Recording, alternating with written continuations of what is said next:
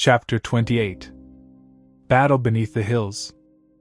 Aegon walked over the high walls of Storm's End, taking in stock of the defenses prepared by the diligent men of Golden Company. Work has been afoot at a hasty pace ever since word reached them of the burning of Griffin's Roost. It was a plan that he took no part in, as he had left the whole matter to his hand. Aegon never realized just how much Jon was willing to sacrifice for crowning him king of Westeros. Sure, Jon had raised him all these years as his son, keeping him ignorant of his heritage. The man has been his father's friend, and he still considered Jon his father. Yet, Aegon had thought Jon would have loved to hold Griffin's Roost. At least, Aegon thought Jon would not have let Tarly take the castle without a fight. Never did he thought Jon would burn the whole castle down to snatch the advantage in this war. He had tried to talk to Jon of such matters and what happened to Griffin's Roost. All these days Jon had brushed him off and deflected the matter in favor of shoring up the defenses of Storm's End. Aegon had conceded to let the matter drop, as he knew there was a storm coming. A battle that would determine their future schemes. Your Grace. Aegon paused as Sir Rowley Duckfield, fondly known as Duck, came running after him in full plate armor. "Ah, Duck. I was just wondering where you had wandered off," said Aegon, taking stock of his Kingsguard knight. Jon was not so fond of his decision to induct Rowley into the Kingsguard. His hand thought the slots in Kingsguard should be reserved for scions of Westerosi lords. While Aegon understood the political significance behind such admissions, surely skill and loyalty must matter. He can have men with dubious loyalty in the order that is supposed to protect his life. Look at how Jaime Lannister turned out. The son of Tywin Lannister turned his sword on the Mad King and lounged on the Iron Throne as the royal family was butchered in the Red Keep. Aegon knew Rowley, as it was from the former smith of Golden Company he learned swordplay. Rowley was his sparring partner, and he knew in his heart that Rowley would lay down his life to protect him. That was more than he could ever expect some noble ponce brought up surrounded by servants catering to their every need. "Forgive me, Your Grace. I wanted to have a word with Captain Strickland," said Rowley. "Regarding what?" asked Aegon curiously, while moving to the side as men carried oil towards the gate towers. "Heard the scouts returned to report to the captains from a friend. I wanted to know whether Lord Caswell and his heir would be present with Tarly's host," said Rowley. Aegon frowned at the name, and then it struck him. "Ah. You were a resident of Bitterbridge. The land is ruled by House Castle, and you had an altercation with the heir of House Caswell, did you not?" "Aye. Lonnet Castle was the one that took what was not his, and I broke the fool's hands with my hammer," growled Rowley with a dark look in his eyes. "The prick went crying to his pissy father, and had my poor father killed." I see Aegon eyed his Kingsguard knight expectantly. "No. The prick is not with the Tarly host." Rowley grumbled and spat over the walls. "I should have known that. The Caswells are a bunch of spineless cowards. Do keep the talks of revenge away from Jon's ears, my friend. He would not appreciate that," warned Aegon, patting Rowley on his shoulder. "I know the Griff has his objections over my presence as a Kingsguard knight. Jon has his reasons. Similarly, I have my reasons to ask for you to join the Kingsguard. I wouldn't have offered the position if I wasn't sure you are deserving of it, Rowley," said Aegon, giving his fellow training partner a reassuring smile. "Want to try a hand in the training yard, Your Grace?" offered Rowley. "Sure, why not?" "All right," Rowley hummed with approval. "Do keep in mind I won't go easy on you just 'cause you are a king. I'd be offended if you do, Sir Duck," Aegon taunted as they sought out the training yard. It was a sweaty and somewhat tired Aegon who walked through the halls of Storm's End towards his chambers. Training with Rowley always paid off in keeping him sharp, but it also drained his strength for the day. The only thing he could think of now was a good bath, and perhaps some sleep. Unfortunately, those plans had to be paused, noticing another presence in his chambers. "Jon." "Your Grace." Jon dipped his head while sitting by the side of an oak table reading a book. Aegon noted the familiar cover of the book and realized it was the book he was reading yesterday. "I see you have been training in the yard with Duck," said Jon without looking from the book. Aegon wondered how Jon was able to sound so casual and at the same time managed to convey his disapproval. He found the skill very bothersome yet would love to master the art himself. "I know you don't like Sir Rowley, but he is a good warrior." "Agreed. Duck is a good soldier, but a soldier he remains," said Jon, looking up from the book to pin Aegon with his stare. "Kings do not need friendship with common soldiers. Kings need lords and political connections. I'm not a king yet," said Aegon as he unfastened his cloak and plopped himself to the seat behind the table. "You are a king," said Jon. "Not until I have a crown atop my brow," Aegon pointed out before helping himself to some cashew nuts from a tray on the table. "You'll be happy to note that day will be coming soon," said Jon with the beginnings of a smile. Now that got Aegon's attention. Scarcely does the Griff smile. What could be the reason, he wondered. Magister Mopatus has sent word. Lord Varys has contacted him with some good news. Your aunt is on the move with her armies and dragons. As we speak, her fleets are crossing the narrow sea," said Jon. Aegon's eyes widened in surprise and a genuine smile graced his face. Long had he held back his desire to meet his aunt. He had hounded Jon many times over the last 2 years about meeting Daenerys. Jon had always held him back for the need to keep his existence a secret. Even when the rest of Westeros was on fire, Jon did not allow him to meet Daenerys. He was forced to rely on rumors and whatnot to learn of his aunt's exploits in the Far East. He was, of course, disappointed when his aunt decided to stay in Meereen instead of attacking Westeros. But now, things have changed. Magister Illyrio had promised them before they set sail for Westeros that he will bring Daenerys Targaryen, her armies and her 3 large dragons in due time. Aegon was supposed to lead the first invasion force that would distract the Lannisters from the colossal might of his aunt's armada. And now, the time had finally come for the dragons to meet, thought Aegon. It was strange that he held such great notions regarding his aunt. All of Volantis was talking of the power and beauty of Daenerys Targaryen. Fierce as Visenya Targaryen, claimed the rumors. Some rumors claimed the beauty of his aunt rivaled Rhaenys Targaryen. The Silver Queen, they called her in the East. It'd be interesting to meet my aunt after all these years. Lord Varys has told her about me, I suppose? Lord Varys knows the plan well, Your Grace. The spider is loyal to House Targaryen. Always has been and always will be, said Jon. I have him to thank for my survival. I shall need to think of a suitable reward for his exemplary service, said Aegon. You are thinking like a king. That's good. Reward those who are loyal and at the same time court camaraderie of those who hold positions of power. Keep them close but keep an eye on them. All good advice, Jon. But tell me where my aunt will land? Asked Aegon, saving off Jon's advice in favor of more information on what his aunt was going to do. She won't land in Stormlands, and if she has any such plans, I hope her advisors will dissuade her. It is a dangerous journey for any large fleets to make land in Stormlands. That's true, Aegon agreed, remembering the woes they suffered in landing the Golden Company. A storm had nearly broken them, but somehow by the grace of gods, they managed to land all their troops. Since their landing, storms have only picked up their ferocity. It was as if the ghosts of storm kings of the past were showing their displeasure.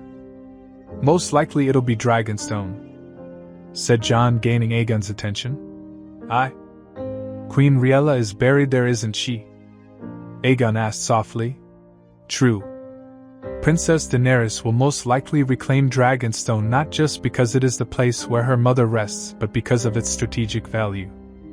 Besides, Dragonstone holds a large enough harbor for her fleets to make port, said Jon. I wonder how she will react to my presence? Aegon mused aloud. She will embrace you as you are the last remaining member of her family, said Jon matter-of-factly. She has ruled the East as a queen. Would she be comfortable with me? Asked Aegon. Why not? You are first in line to the throne. Her claim only comes after yours. Besides, she can be a queen in Westeros, said Jon, staring imploringly at Aegon. Aegon blanched a bit at the suggestion. He knew Targaryens were their siblings, but it felt queasy to think of such relationships. True, his aunt was far closer to his age, but she is his aunt. He grew up learning the values of the faith under Septa Lemor's guidance. He had read the Seven-Pointed Star, and he knew the Seven looked down on incestuous relationships. Ever since he learned of his Targaryen heritage, he had mulled over the issue of incestuous relationships. Oh, he realized the need for shoring up alliances. Marrying his aunt would only strengthen his legitimacy, not to mention it'd surely solve any issue of power sharing. His aunt was far more powerful with her large armies, fleets, and dragons. And yet, he held the claim to the Iron Throne. A marriage between them would ensure stability for the kingdoms for a long time. Leave such matters aside. We must concentrate on the enemy at hand rather than the ally across the sea, said Jon. Aegon was thankful for the change of topic. So he dived headfirst into the issue at hand. Any news from Lord Tarly's army? He asked. Tarly's host will arrive in 4 days' time.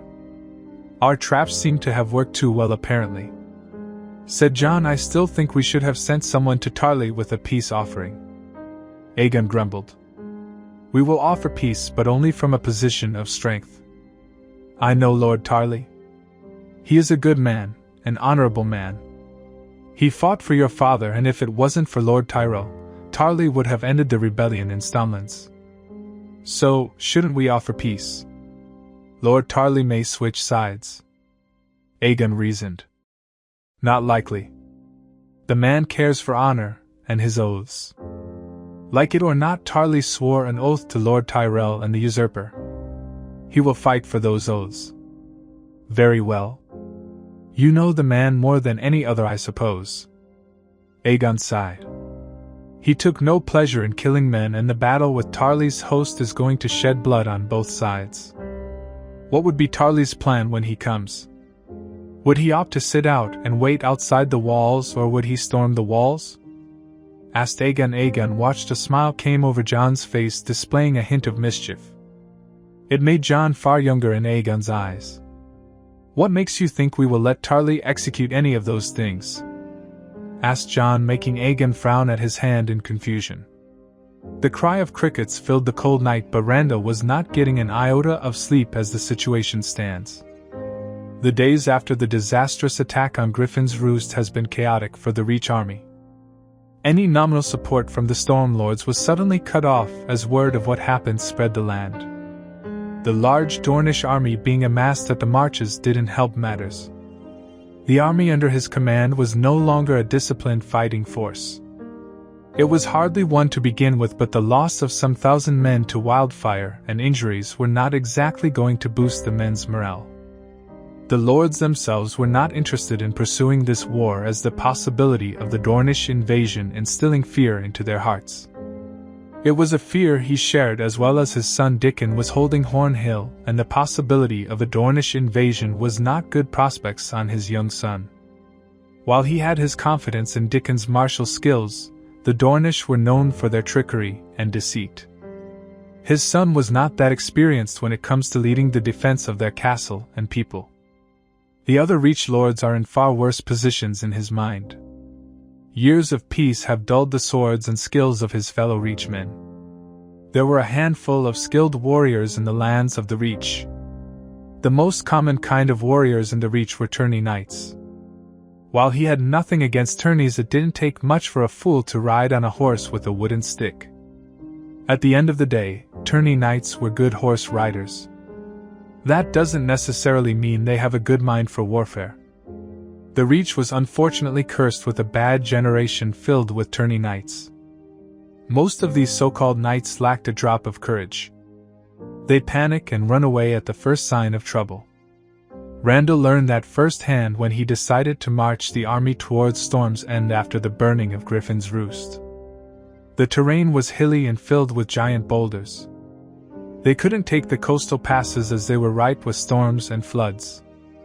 Last he heard a whole fishing village was swallowed whole by rising tides and the survivors were swept away by giant storms. He believed not the rumors of small folk, but he trusted the scouts who brought back word of a similar story. This had forced him to choose the hilly passes away from the coastline. If only he knew how much trouble that would turn out at the time. A few days into their marching, Randall realized the Golden Company was far too prepared to fight this war than the Reach was ever going to be. Scouts began to get trapped and killed in the crudest of ways. He had personally seen missing scouts being hung from tree branches on their way. This had led him to send additional men as scouts. It was hoped more numbers would dissuade the enemy. If anything, the enemy's attacks increased in proportions and the attrition rates were heavily skewed. The enemy, it'd seem, was very crafty indeed.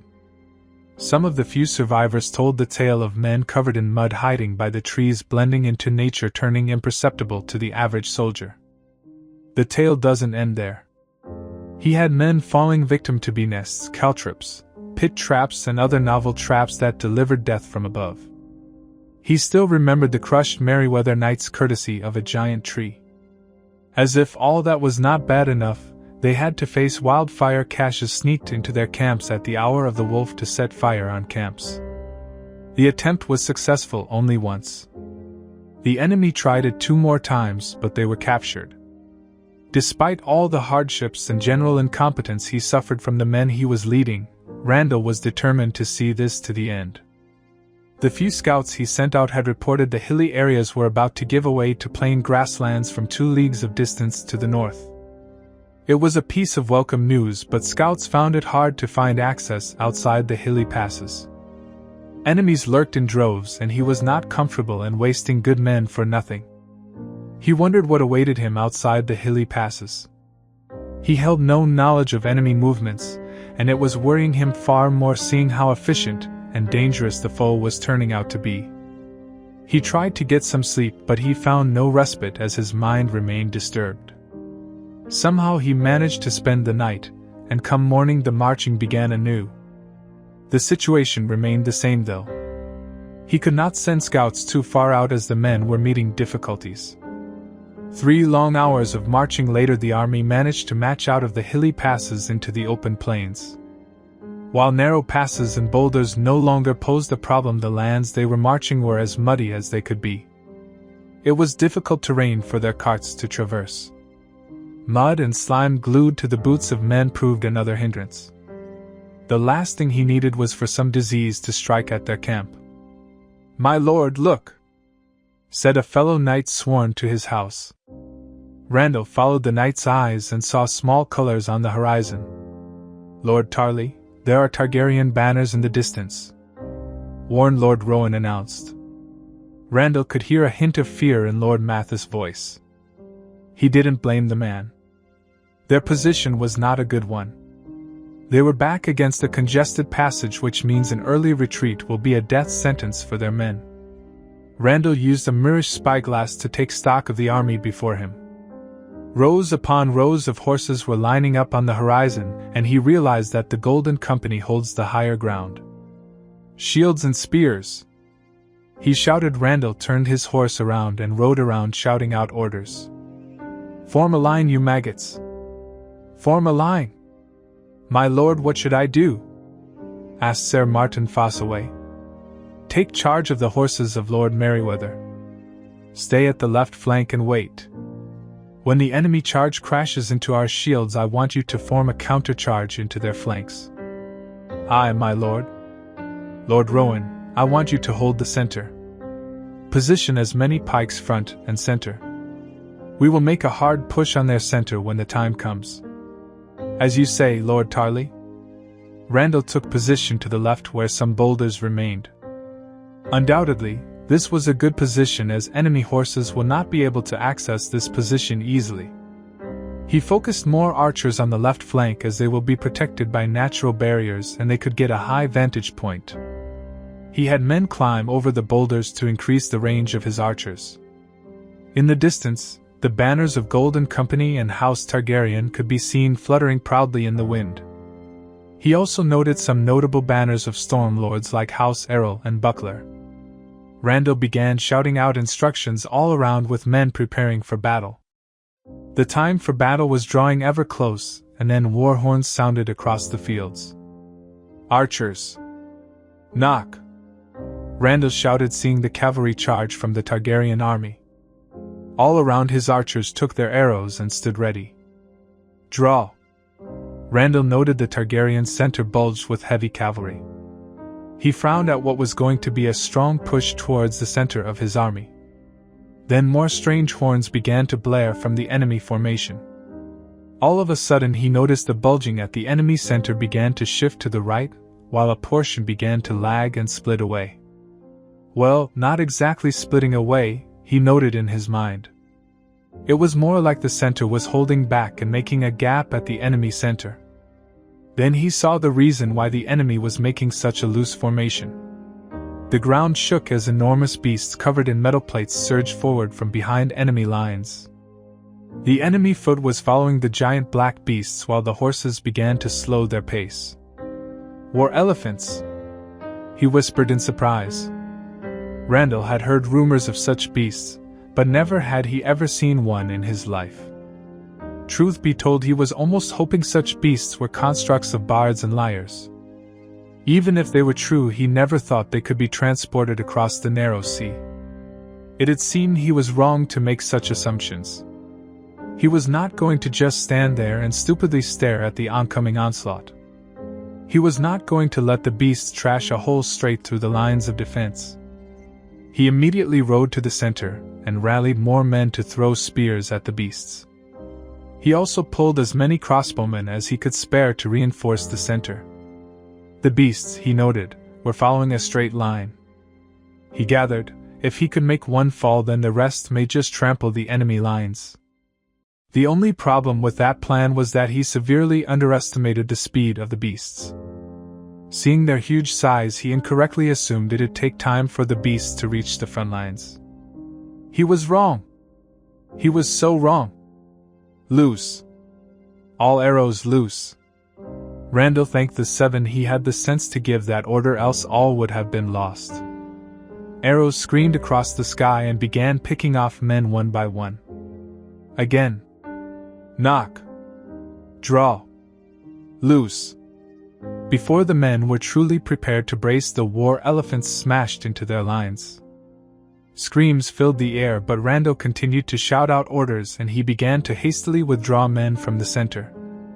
He saw a few men bracelet throwing spears at the beasts, but they got deflected by the armor plates on the elephant's trunk. It was a lost cause as more and more men were being crushed under the trampling of elephants.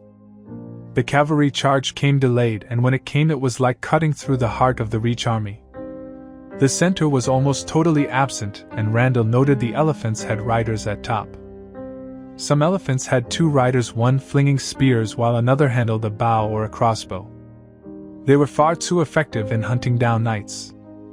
The battle continued with blood and sweat shed on the lands of Storm Kings. A clap of thunder shook the earth, and Randall noted arcs of lightning dancing across the sky. Rain began to pour down from the heavens. A storm was brewing in the distance. Randall looked around, seeing the Reach men fleeing or being cut down. The left flank had stayed steady, but the center was completely thrashed. The right flank remained cut off from the rest of the army. He hoped the reserves he placed on the far back would plug the gaps blown open on the right flank. But first, he would have to secure the center. Randall drew his sword out of his sheath. Knights of the Reach! For King Tommen! For Queen Marjorie! For the Reach! Charge! Giving one last thought to his son, he rode into the heart of the battle, seeking to spill the blood of his enemy. Illyrio smiled as he found his longtime friend Varys by the side of a lemon tree within his manse. When the servants said you were waiting for me here, I nearly didn't believe it, my old friend, said Illyrio as he greeted Varys with a hug. You know I don't like hugs, old friend. Varys voiced his disappointment. As usual, Illyrio dismissed his friend's complaints with a wave of his hand. This is a time for celebration. Our plan has most brilliantly flowered. It has gone far better than I had hoped." "You received Daenerys' response then?" asked Varys. "Indeed I did, my friend. It was most enlightening, in words oozing her heartfelt thanks for shielding her family all these years. For a moment I was concerned with her decision to stay and rule in Meereen," said Illyrio. "We all were," agreed Varys. "Yes, and your visit changed everything. You had the Dragon Queen fly out of her pyramid to the aid of my son. You are a powerful man, my friend. I'd prefer if you keep those words to yourself rather than say it out loud," warned Varys. "Who is going to hear us talk, Varys? You never know, Illyrio. We do not show a hint of weakness in the streets, remember," Varys reminded, but Illyrio merely dismissed Varys with a burst of boisterous laughter. "We are no longer street urchins, my friend." "True. But it seems you forgot something most important, my friend. You may no longer consider yourself from the streets. But the street never forgets, nor does it forgive." Illyrio gasped as a sharp pain flared up on his bask. He tried to yell out in pain, but Varys quickly clamped down on his mouth. To his horror, Illyrio found himself unable to overpower Varys. "Years have been far kinder to you, Illyrio. You have lost your strength. You have amassed great wealth and thought yourself powerful," said Varys, shaking his head disappointedly. "Power resides where men think it resides. Your mistake was thinking you have power over me." Varys began to push Illyrio down towards the floor, where Illyrio was met with more pain flaring all over his body. Blood began to pool out of his mouth. His eyes swiveled around in confusion, and saw little children surrounding him from all sides with sharp knives in their hands. "The Queen sends her regards. She had a message for you, my friend." Varys leaned forward and placed his mouth near Illyrio's ears. Fire and blood,